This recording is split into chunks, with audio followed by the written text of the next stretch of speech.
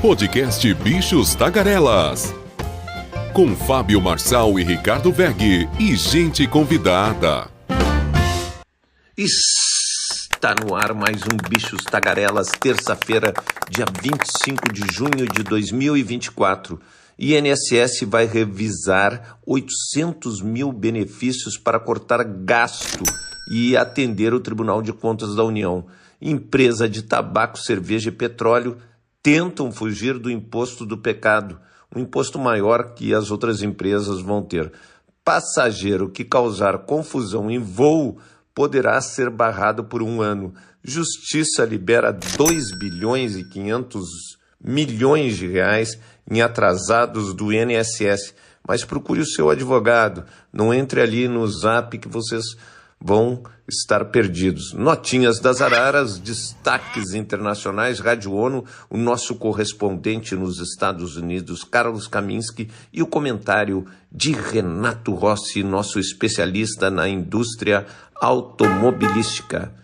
Bem, vamos começar a trabalhar.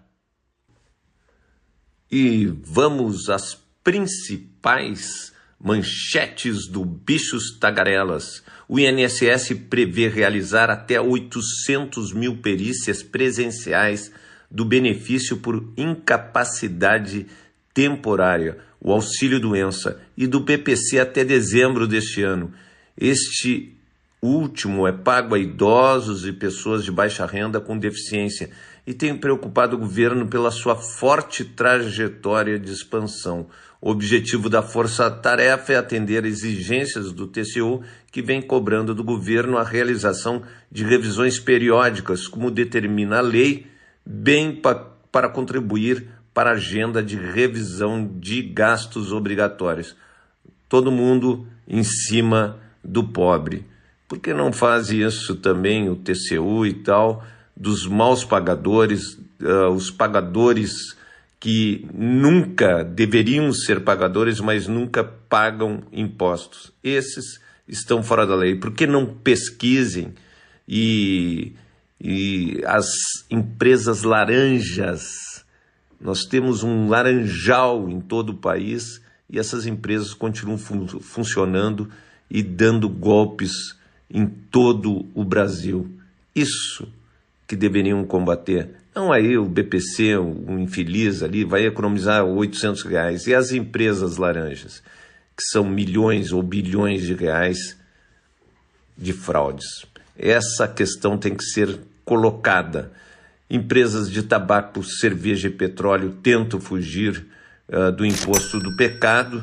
A Câmara debate atualmente quais os produtos e serviços serão aplicado o novo tributo, também chamado do imposto do pecado, o que pode trazer impactos significativos a longo prazo para os segmentos escolhidos. Ou seja, a nossa cerveja de cada dia ali vai subir e deve ser taxada, né? É importante que a progressividade nessa tributação permite a diferenciação entre bebidas consideradas mais nocivas à saúde, segundo recomendação de entidades internacionais como a OCDE e a OMS. Refrigerantes, cervejas, eu acho que tem que ser taxadas mesmo, tem que ser um imposto. E cigarro, não, daí nós não vamos competir com o cigarro do Paraguai, mas não compete. Para que o cigarro? O cigarro é a indústria do tabaco. E essa é boa. Segundo o levantamento da Associação Brasileira de Empresas Aéreas, o Brasil registrou 3.011 atos de indisciplina dentro de aviões entre 2019 e 2024, o que pode ter colocado em risco a operação do voo. Isso significa uma média de 1,5 ocorrência por dia. Só em 2023 foram mais de 2 por dia. Agora a ANAC elabora uma proposta para punir esses indisciplinados. A pena pode ser até de 1 ano de você não mais frequentar voos. A ANAC se reúne hoje para definir isso. e o Conselho de Justiça Federal liberou o pagamento de 2 bilhões e 300 milhões de reais para atrasados do INSS e outros tipos de precatórios referentes a decisões judiciais no mês de maio deste ano. Isso é importante, vai beneficiar milhares de aposentados, mas procure o seu advogado, não entre no Zap, não entre naquela conversa que o seu dinheiro está liberado, que isso é a coisa mais fácil de descobrir. Só que procure o seu advogado, porque você vai acabar dando uma procuração para esse outro advogado que pode prejudicar você. Então fique de olho. Essas foram as manchetes do Bichos Tagarelas.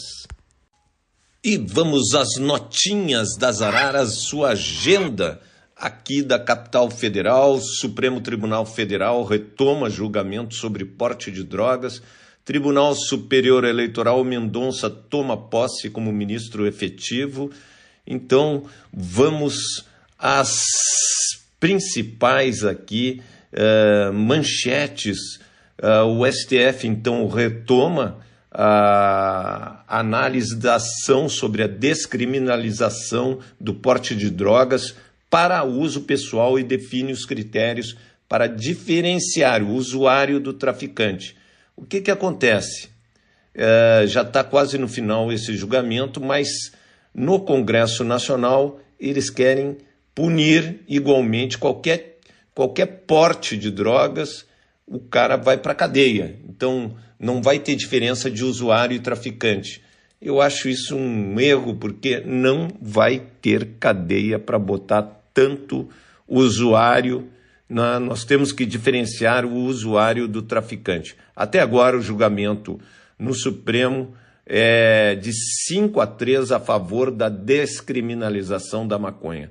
E vai votar o Luiz Fux e a Carmen Lúcia, certamente vai ocorrer esse julgamento da descriminalização da maconha, que vai ter uma briga, certamente, com o Congresso Nacional, um Congresso Nacional hoje que nós estamos, um dos piores congressos da história do Brasil. Então, o que está na pauta é a representação que questiona o artigo 28 da Lei das Drogas. O que diz o artigo? Criminaliza o transporte e armazenamento de drogas.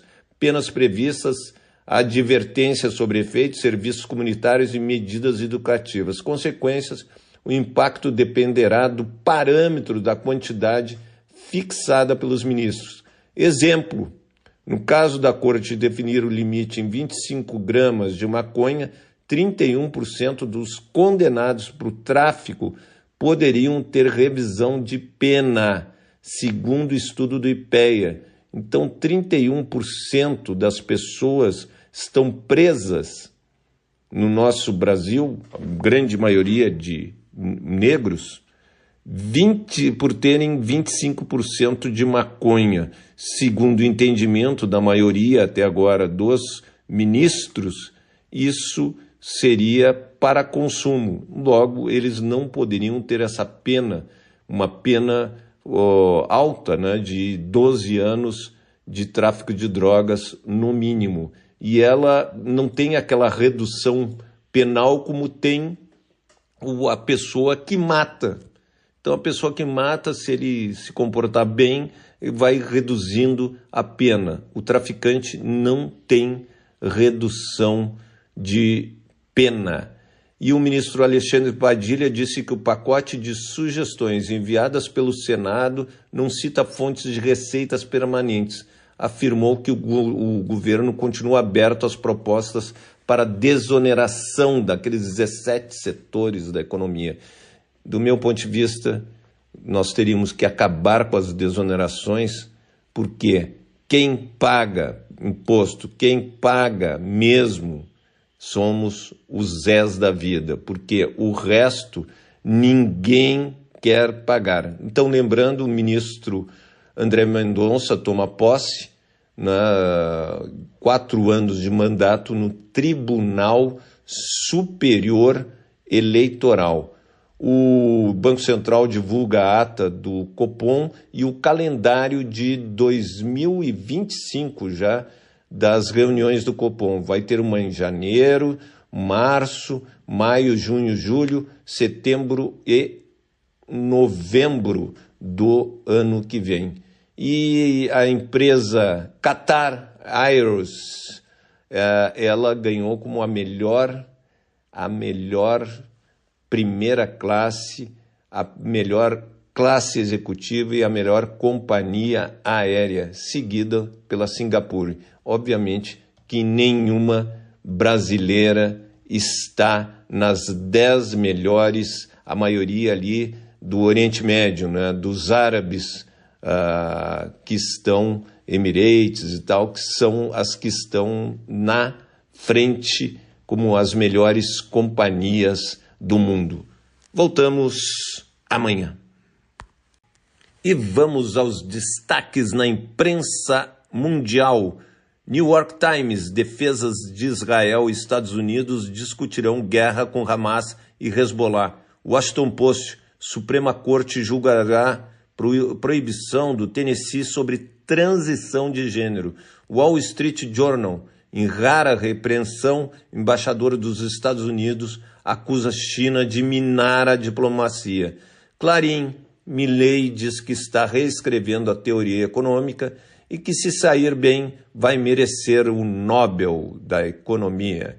E o Espectador: Petro parabeniza Assange por o acordo com os Estados Unidos e o convida para ir à Colômbia. E o País: economia espanhola cresce 0,8% no primeiro trimestre, melhor resultado em quase 2 anos. Então, a Espanha saindo da crise. Le Monde: sonda chinesa Shenzhou 6 volta à Terra com amostras do lado oculto da Lua. The Guardian: se vencer a eleição, Trump quer vincular ajuda a Kiev com negociações de paz com Moscou. Financial Times: milionários dos Estados Unidos apoiam o plano de Biden para taxar super ricos, dizem pesquisas. Interessante. O premier israelense Netanyahu reafirmou estar comprometido com a proposta de trégua apresentada pelos Estados Unidos em maio. Mas, na prática, ele não está mostrando isso, né? Está matando todo o povo ali da Palestina. O presidente Emmanuel Macron disse não haver planos para enviar soldados à Ucrânia. Afirmou temer que o conflito possa se espalhar. Em fevereiro, o francês disse que não descartava a possibilidade e causou atritos com Moscou. E Moscou ameaça retalhar os Estados Unidos. O Kremlin acusou o governo norte-americano de fornecer mísseis à Ucrânia no ataque a Sebastopol, na Crimeia, no domingo. Afirmou que responderá à ação. Ao menos 4 morreram e outros 151 ficaram feridos. E uma boa notícia, né? O Julian Assange deixa a prisão. O fundador do Wikileaks chegou a um acordo com a justiça norte-americana para assumir a culpa por violar a lei de espionagem dos Estados Unidos. Estava preso em Londres desde 2019. Embarcou de Londres rumo à Austrália. Já está na Austrália. Então, ele acabou ficando preso por um longo tempo, né? Primeiro na Embaixada do Equador, que praticamente era prisão, que ele não podia sair da embaixada, que seria preso. Então, muitos anos Assange ficou praticamente preso no Reino Unido. Essas foram as principais manchetes do mundo.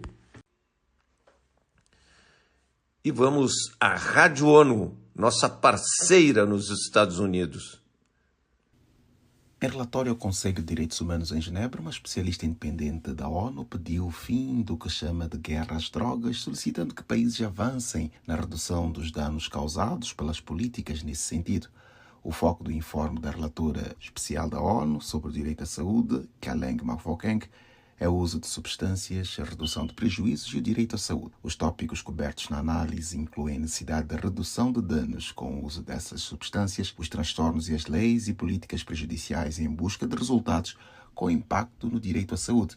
Do Brasil, o relatório cita a implementação do projeto FRESH, lançado em 2001 em São Paulo. A iniciativa é destacada pelo uso da arte fotográfica para enfatizar a autoestima e o autocuidado como parte do caminho por uma mudança coletiva. Com apoio do Programa Conjunto da ONU sobre HIV/AIDS, UNAIDS, o projeto FRESH envolveu mulheres transgênero na programação da redução de danos e na promoção de temas como profilaxia pré- e pós-exposição. Para a especialista, a aplicação de certas leis e políticas sobre drogas agrava outras formas de discriminação e afeta de forma desproporcional a certos grupos populacionais. Entre eles estão pessoas sem moradia ou vivendo na pobreza, aquelas com problemas de saúde mental, profissionais de sexo, mulheres, crianças, pessoas LGBTIQA+, negros, povos indígenas, migrantes, encarcerados ou detidos, além de pessoas que vivem com deficiência, com HIV, tuberculose ou hepatite e de áreas rurais. A nível nacional, a relatora pede que os Estados tenham enfoque na dignidade, na saúde pública e nos direitos humanos,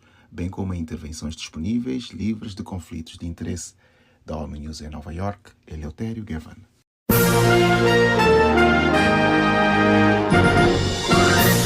Está no ar o Jornal da ONU com Mayra Lopes e estes são os destaques do dia 24 de junho de 2024. Chefe da principal agência da ONU em Gaza alerta para geração perdida. OMS afirma que ataque à maternidade em Darfur é chocante. O diretor-geral da Organização Mundial da Saúde considerou chocante e assustador o ataque às únicas instalações médicas que prestavam assistência materna e infantil na área de El Shafer, no Sudão. Os detalhes com Eleutério Gevani. O Hospital de Maternidade Saudita continua funcionando, prestando cuidados vitais, apesar das condições terríveis na sequência do ato que deixou vítimas fatais e feridos, incluindo uma farmacêutica que estava de plantão noturno. Tedros Ghebreyesus destacou em rede social a dedicação da equipa operando na instituição e prestou solidariedade àqueles que perderam entes queridos no ataque do início do fim de semana na cidade de Darfur. Agências de notícias citam autoridades de saúde em Darfur como tendo relatado que o número de afetados em El Fasher subiu para mais de 260 mortes e 1.500 feridos na mais recente onda de combates que começou em maio. Da ONU News em Nova York, Eleutério Gavan. O Sudão tem atualmente 11 milhões de deslocados internos, o equivalente a uma a cada 5 pessoas no país. Estima-se que 7,3 milhões deles foram desalojados somente desde meados de abril de 2023. O chefe da Agência da ONU de Assistência aos Refugiados Palestinos emitiu um alerta nesta segunda-feira que a entidade pode desmoronar se não houver financiamento rápido. O comissário-geral da agência, Filipe Lazzarini, adicionou que uma geração inteira de crianças está correndo risco de ser condenada à pobreza, ódio, ressentimento e conflitos futuros. Solicitando apoio político e financeiro dos Estados-membros, o chefe da UNRWA ressaltou que a agência está cambaleando sob o peso dos ataques implacáveis em Gaza, após quase 9 meses de ataques israelenses na área. Ainda sobre Gaza, a representante especial da ONU Mulheres nos territórios palestinos ocupados afirmou ser inspiradora a resiliência das organizações de lideranças femininas atuando em benefício de comunidades que vivem em áreas afetadas pela guerra. De Jerusalém, Marise Guimonde falou da primeira visita ao local, onde acompanhou a colaboração entre as agências e a entrega de alimentos, kits de dignidade e apoio psicossocial aos afetados pelo conflito. A representante apresentou uma analogia do número de mulheres que foram mortas e feridas, destacando que esse total não tem precedentes, por isso considera a situação de conflito uma guerra contra as mulheres. A América Latina e o Caribe registraram 9,3 milhões de casos de dengue até agora neste ano. É o dobro do número de casos registrados em todo o ano de 2023. Ana Paula Loureiro tem as informações. A mais recente atualização epidemiológica da Organização Pan-Americana da Saúde, a OPAS, revela que a taxa de mortalidade permanece abaixo da meta regional de 0,05%. No Brasil, O número de casos relatados até agora, neste ano, foi de 7.866.769, representando um aumento de 230% em comparação ao mesmo período de 2023. A taxa de incidência acumulada é de 3.676 infectados por 100 mil habitantes. Da ONU News em Nova York, Ana Paula Loureiro. Com a aproximação da estação de pico da circulação da dengue no hemisfério norte, a OPAS pede aos países e territórios que redobrem seus esforços para detectar e prevenir casos.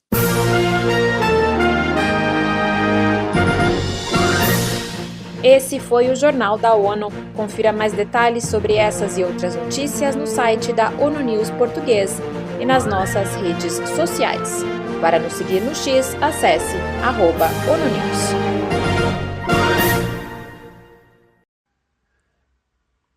E o comentário do nosso correspondente em Nova York, Carlos Kaminski. Olá, Ricardo Weg. Olá, Fábio Marçal. Renato Rossi, bichos tagarelas, aqui Carlos Kaminski de Nova York. E na próxima quinta-feira nós teremos aqui o primeiro debate dessa eleição presidencial.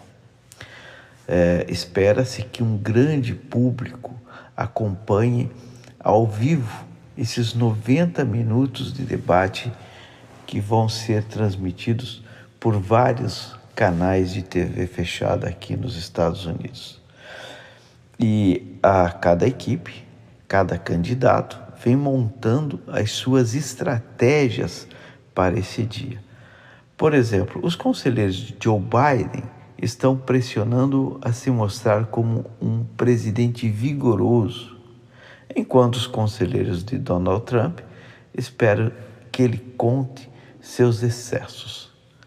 A campanha de Donald Trump argumenta que Joe Biden é um fraco incompetente, desconectado da realidade, enquanto seus assessores o transportam ao redor do mundo, nas palavras de um conselheiro de Trump, como o cadáver do filme de comédia de 1989, Weekend at Bernie's. A campanha de Biden descreve Trump como um extremista com projetos ditatoriais que quebrou quando perdeu a eleição de 2020, perdendo a capacidade de fazer qualquer coisa além de se concentrar em aumentar seu próprio poder. Mas para um grupo de eleitores que provavelmente irá decidir a eleição, este grupo que não gosta nem de Biden e nem de Trump, vão acompanhar esse debate com muita atenção para poder começar a definir a sua posição para a eleição do dia 5 de novembro.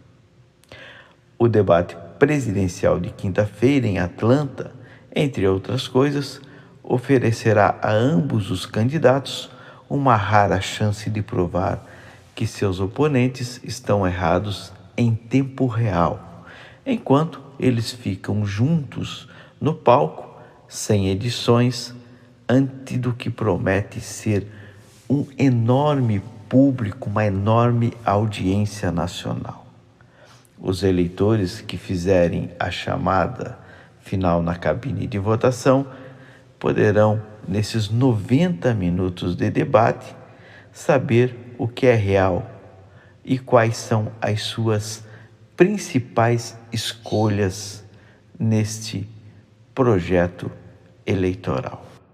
Segundo os assessores do ex-presidente Donald Trump, se ele se concentrar nas questões com as quais os americanos se preocupam, como imigração, crime, grandes questões da economia e a inflação, ele sairá vitorioso. Mas, se ele se concentrar na eleição passada, na queixa pessoal, provavelmente não servirão para acrescentar no debate e na sua tentativa de reeleição. Para a equipe de Biden, o objetivo é estar no ataque e levar a Trump às suas maiores vulnerabilidades, principalmente as questões jurídicas e a sua condenação.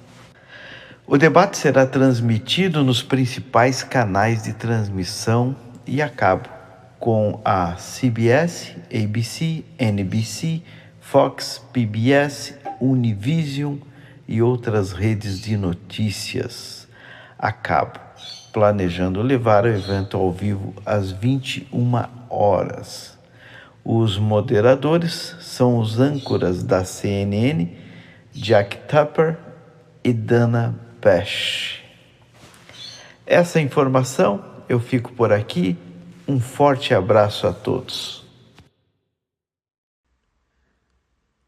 E o comentário de Renato Rossi, o nosso franco-brasileiro especialista na indústria automobilística. Sou fã do Rossi.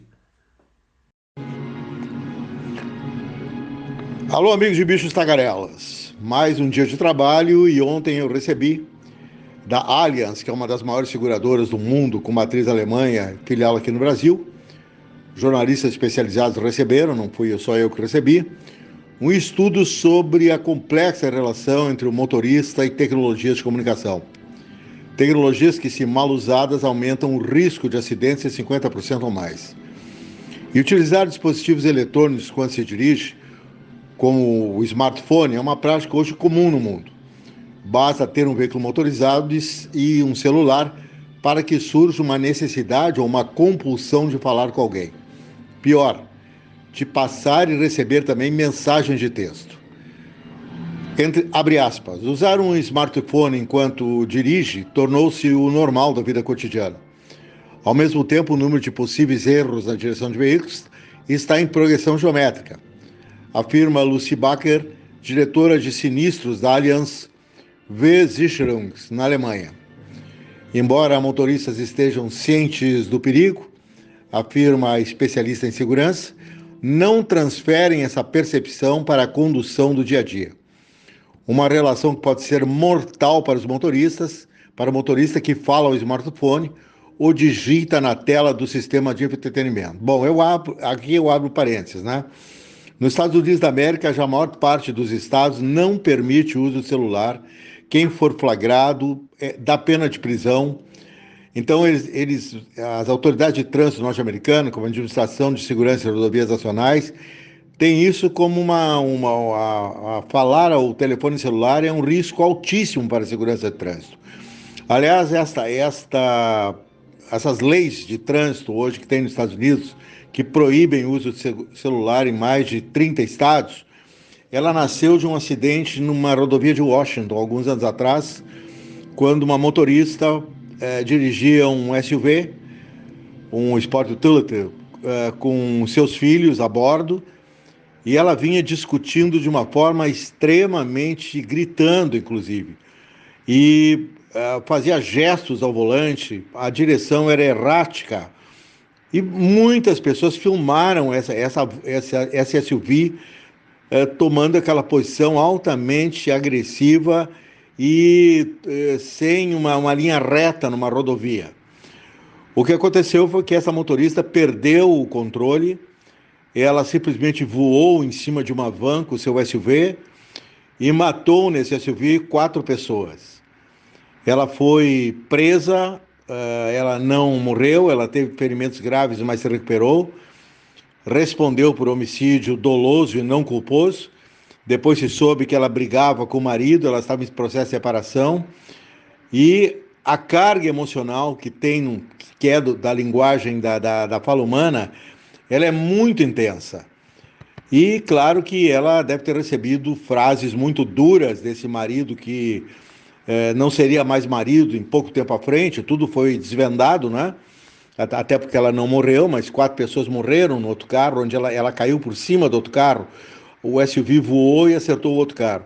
E a partir daí, desse acidente em Washington, as coisas realmente engrossaram para o lado do celular.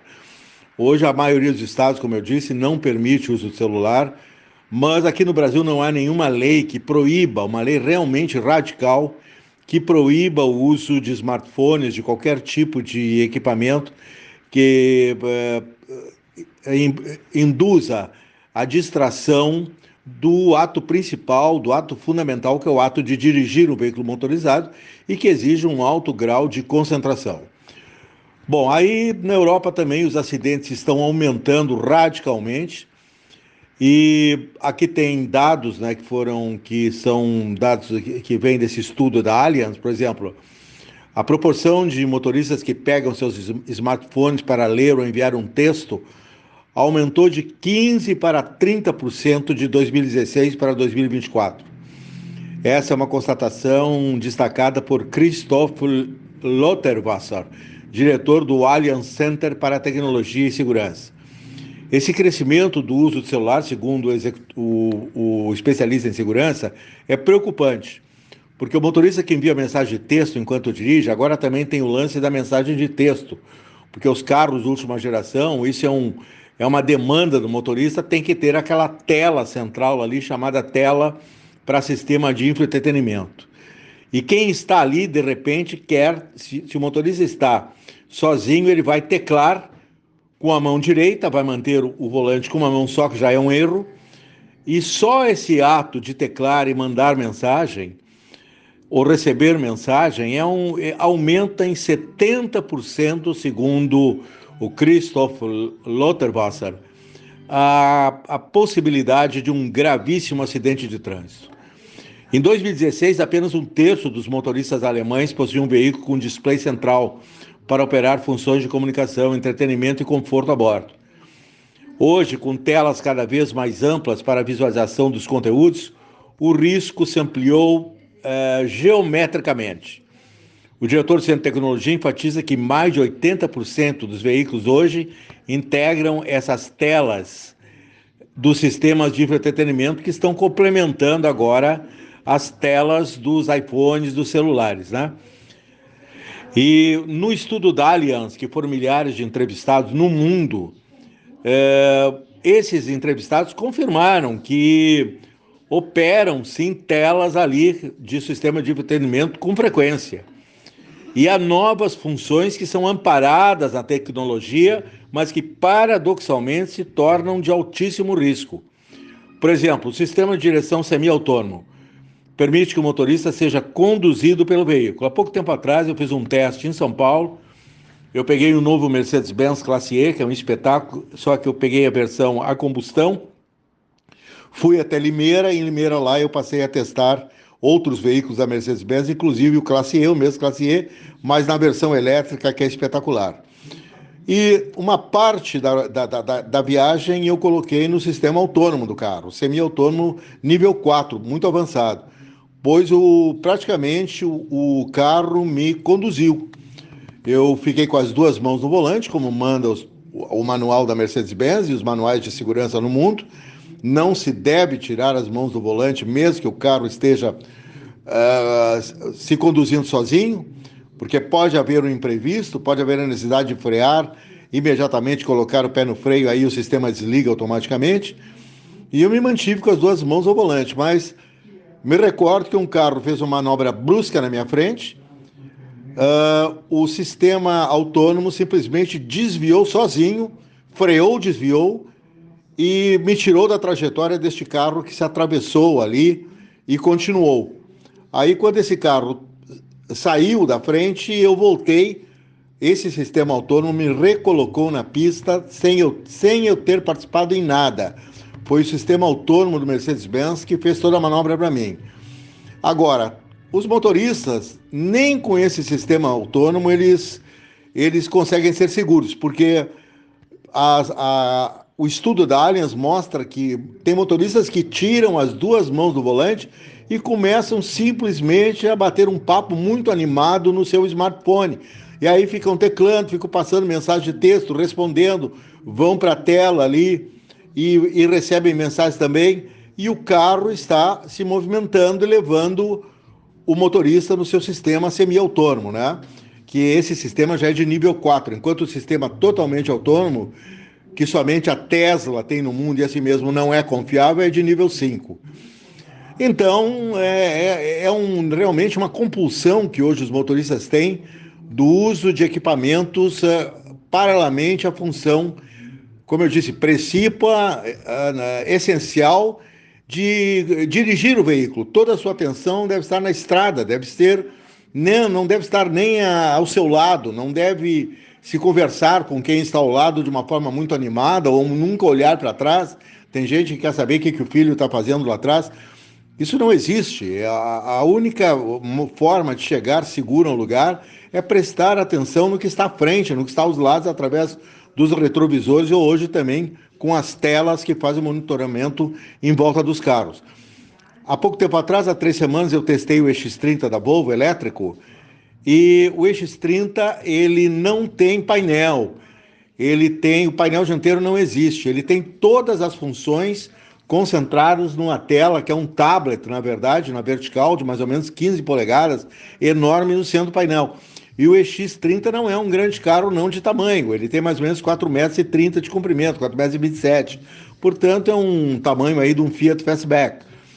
E eu estranhei porque não havia nenhum sinal ali. Então, eu tinha que entrar na tela se eu quisesse ligar alguma coisa no carro, desde o rádio ou mesmo procurar configurar o velocímetro, configurar o contagiros, que eu tive que configurar, mas aí eu tive que, com a mão direita, estar na tela configurando, com a esquerda estar dirigindo. Quer dizer, me desculpe a dona Volvo, mas ela errou nisso aí de não colocar um mínimo painel na frente do motorista. Criou uma modernidade e, ao mesmo tempo, uma dependência total dessa tela central que acaba desviando a atenção do motorista. Aliás, quem criticou isso também foi o meu amigo Sérgio Quintanilha, que é o editor do Terra, e que essa semana, numa matéria, ele falava do EX30, dizendo que como ele tinha sentido falta desse painel dianteiro. Eu não senti tanta falta, mas eu senti essa dificuldade